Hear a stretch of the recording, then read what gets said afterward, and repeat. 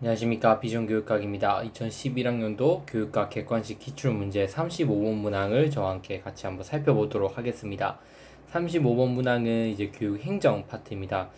행정 파트 중에서 교육행정 이론에 대한 전반적인 지식을 알고 있는지 그 부분을 물어보는 문제가 출제가 되었습니다. 그래서 이 문제를 통해서 우리가 핵심적으로 봐야 될 부분은 뭐냐면, 결론부터 말씀드리면 우선 행동과학론에 대해서 제가 조금 설명드리고자 합니다. 고전적 조건 이론이랑 인간관계론은 교육학 공부해보셨으면은 어느 정도 한 번씩은 들어봤기 때문에 구체적인 내용이나 핵심 포인트를 알고 있을 수 있습니다. 근데 행동과학론과 교육행정 간의 연관성은 잘 모르시는 분들이 많아서 이번 강의는 고정조건 이론, 인간관계 이론보다는 행동과학론에 초점을 맞춰서 한번 제가 설명을 드려보도록 하겠습니다. 우선 문제를 한번 살펴보면, 문제에서 묻고 있는 거는 교육행정 이론을 시대 변천순으로 올바르게 배열한 거, 그래서 시대순으로 교육행정이 어떻게 발달하고 있는지를 알고 있냐, 이걸 물어보고 있습니다. 기억부터 보면, 효과적인 의사결정을 위해 제한된 합리성을 가지고 있다. 즉, 인간이라고 하는 거는 완벽한 합리성을 가질 수는 없다. 그러니까 우리가 생각하는 최고의 이상적인 선택을 할 수는 없고, 하지만 제한된 합리성을 가질 수 있다. 이게 의사결정 모형에서 나오는 거죠. 만족 모형이라고 하는 거에 대해서. 그래서 만족되는 선 안에서 우리가 최선의 선택을 할 수밖에 없다. 이런 관점이 반영되어 있다고 볼 수 있습니다.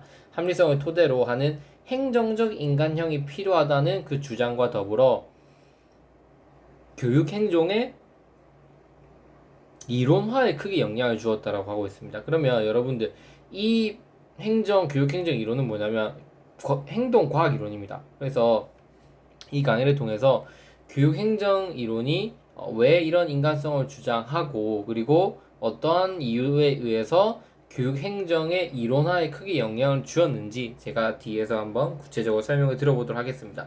그리고 기획은 행동과학론이고, 이 행동과학론은 고정적 조건 이론과 인간관계론이 가지고 있는 장단점을 조합해서 변증법적으로 이를 종합하려고 했던 이론이기 때문에 이 기역, 니은, 디귿 중에서는 제일 뒤에 나온 이론이라고 볼 수 있습니다. 니은은 교직원들의 사회적 심리적 여건과 비공식 집단의 사회 규범이 생산성에 중요하게 영향을 미친다는 주장과 더불어 교육행정의 민주화에 크게 공헌했다. 이거는 여러분도 아시는 이제 인간관계론이겠죠. 인간관계론이 비공식 조직을 중요시 여겼다면, 이 기역으로 보이는 행동과학론은 공식 조직과 비공식 조직 간의 어떤 조화와 합의를 추구하고 중시하였다고 볼 수 있습니다. 그 부분도 뒤에 설명드리겠습니다. 그래서 니은은 인간관계론, 기역은 행동과학론. 그래서 순서로 따지면 니은 기역이 되겠죠. 그리고 디귿이 제일 먼저 발달한 이론인데, 디귿 같은 경우에는 작업 과정의 표준화를 통해서 교직원의 능률을 최대한으로 유지하고 학교의 비효율과 낭비를 제거해야 한다는 주장과 교육행정의 효율화를 극대화했다. 이거는 고전적 조건 이론이죠. 고전적 조건 이론은 조직을 마치 기계로 보고 구성원들을 부품으로 생각하는 입장으로 과학적으로 검증된 사실을 바탕으로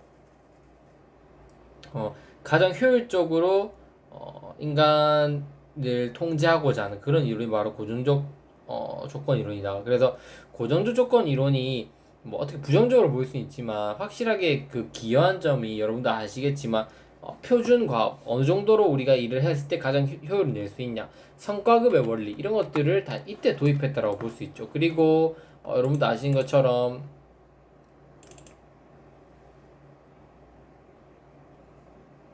가능한 모든 교육시설을 활용한다든지, 아니면 교원은 학생 가르치는데 몰두하고, 기타 업무는 행정가가 담당해서 뭔가 이원화시킨다고 한다든지, 아니면 학교 관리자들은 교사 학습 방법에 있어서 최선의 수업 방법을 검토하고, 물론 최선의 수업 방법이 있을 수 있겠냐 하겠지만, 어쨌든 그걸 검토하고 교사들은 이를 숙지해서 수업에 임할 수 있도록 하고, 이러한 관점을 추구하게 된 게 바로 과학적 관리론이 교육 행정에 미친 영향이다라고 볼 수 있습니다.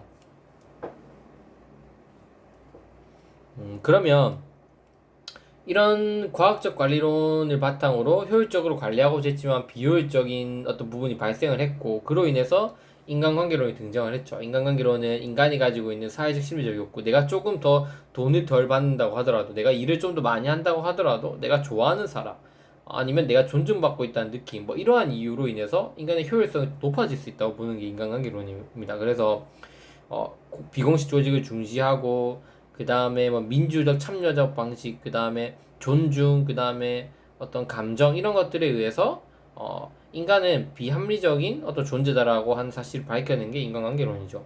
행동과학론은 뭐냐면, 자, 먼저 행동과학론의 등장 배경에 대해서 한번 살펴보도록 하겠습니다.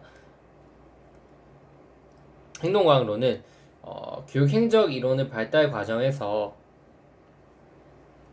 과학적 관리론은 조직을 닫힌 개념으로 모아서 외부 환경을 전혀 고려하지 않고, 이런 인간이 가지고 있는 사회적 관계를 무시하고, 그 다음 인간관계를 경시하는, 그 안에서 일어나는 인간관계를 경시했었고, 인간관계론은 심리사회적 문제에 지나치게 집착해서 비공식 조직을 너무나 강조하고, 공식 조직을 무력화시키는 방법을, 공식 조직을 보다는 비공식이 무조건 더 중요하다, 뭐 이런 식으로 접근을 하는 문제점이 있었습니다. 이를 극복하기 위해서 시도된 접근이 바로 행동과학적 방법이다. 이 행동과학론은 고전적 조직 이론과 인간관계론의 갈등을 지적하거나 조화시키려고 했고, 인간의 행동을 과학적으로 연구하기 위해서 사회적 현상을 연구함에 있어서 개인이나 집단의 행동에 초점을 두는 연구 방법을 의미합니다. 즉, 인간의 행동을 과학적으로 그리고 연구하기 위한 학문, 이게 제일 중요합니다. 과학적으로 연구하기 위한 학문으로 사회적 현상을 연구하는 데 있어서 개인이나 집단의 행동에 초점을 두고 연구하는 방법을 의미한다라고 볼 수 있습니다. 그래서 인간이 어떤 의식을 가지고 있거나 어떤 생각을 가지고 있을 때 결국 행동으로 드러나는데, 행동을 분석해서 무언가 체계적이고 구체적인 이론을 도출하고 만들어내고자 하는 어떤 방법, 접근 방법이라고 볼 수 있습니다. 행동과학은 원래 이 심리학의 본연의 연구가 인간의 내면 의식에 치우쳐서 흐르는 것에 반대해서, 그러니까 인지주의 이런 것들에 의해서 내면으로 계속 연구 방향이 가는 거에 대해서 반대해서 객관적으로 관찰 가능한 외면적 행동을 연구하는데 중심으로 삼아야 한다는 데서 출발을 했습니다. 대표적인 학자로는 이제 버나드와 사이먼이 있고, 이제 이전에 손다이크 기억나실 겁니다. 행동주의에서 보시면 손다이크의 시행착오설과 마찬가지로 인간의 경우도 자극을 주고 그 반응을 분석함으로써, 행동으로 드러나는 반응을 관찰 분석함으로써 일관성 있는 규칙을 만들어낼 수 있다고 보는 겁니다. 그래서 복잡한 인간관계를 객관적이고 실증적으로 규명할 수 있다고 본다. 이런 행동과학은 이제까지 경험주의,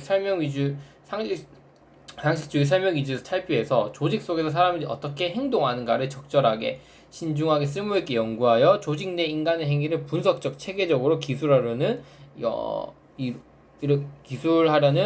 그런 운동을 의미한다라고 볼 수 있습니다.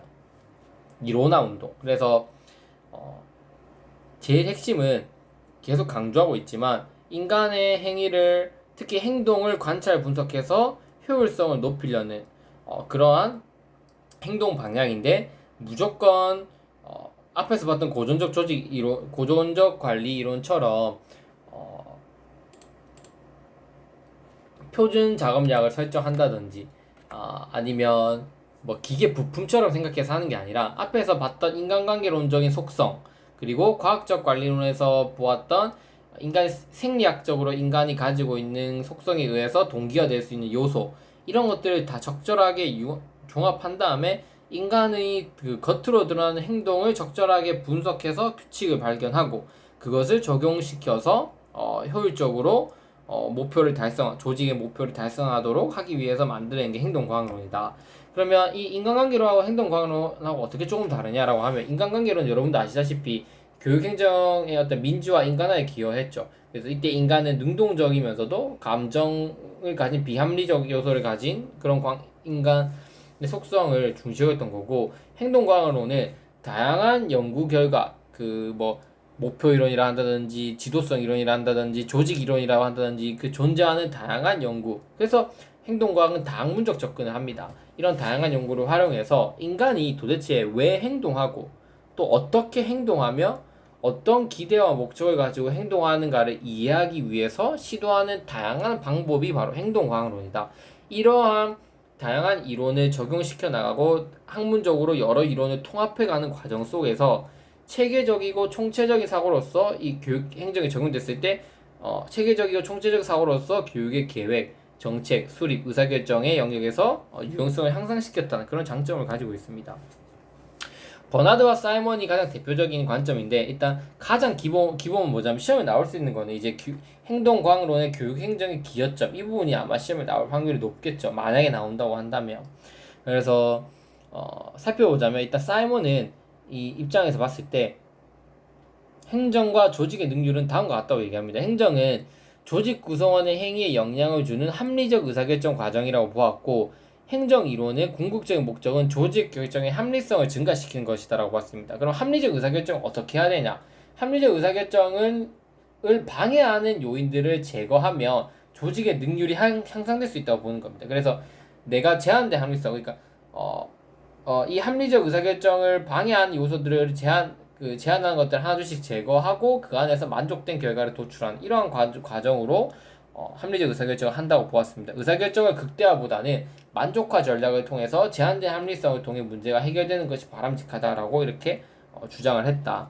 그래서 앞에서 봤던 행정적 인간, 제한된 합리성 인간이 도출되게 되었습니다. 그 배경을 설명하기 위해서 이거를 들고 들어왔고 그럼 이런 행동과학론이 교육행정에 어떻게 기여를 했냐? 첫 번째, 교육행정을 연구하는 데 있어서 이론 역할의 중요성을 인정하고 이론에 근거한 가설 영역적 연구 방법을 채택해야 함을 인식하도록 했다. 이 행동과학론을 통해서. 두 번째, 단일 학문 테두리에서 임적 학문 간의 협동적 접근이 다학문적 접근 방법을 통해 이론 개발을 지향하는 학문 중심 연구로의 관심을 가지는 데 기여했다. 그러니까 단일 학문에서 다학문으로 옮겨갈 수 있도록 했다 이 말입니다.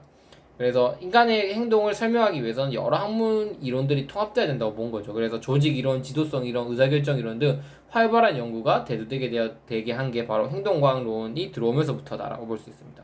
세 번째로 조직과 구성원 간의 긴장과 갈등을 효율적으로 관리하고 인간의 성장 욕구와 자기 실현의 관점을 바탕으로 종래의 강제력에 의해 뒷받침되던 이 조직과 조직 구성원 간의 관계를 협력 관계로 조정하는 데 기여했다. 이게 바로 행동과학론이 교육행정에 기여한 가장 대표적인 세 가지 특징이다라고 볼 수 있습니다. 그래서 제시된 그 교육행정 이론에 기반해서 이러한 교육행정 이론이 교육행정에 기여한 바를 뭐 두 가지 써라라고 한다면 이러한 관점, 다학문적 접근, 그다음 이론화, 그리고 조직과 조직 구성원들의 관계를 재편한 거 이런 관점에서 여러분들 서술해 주시면 좋을 것 같습니다. 이것으로 33번 문항을 한번 마무리해 보도록 하겠습니다. 감사합니다.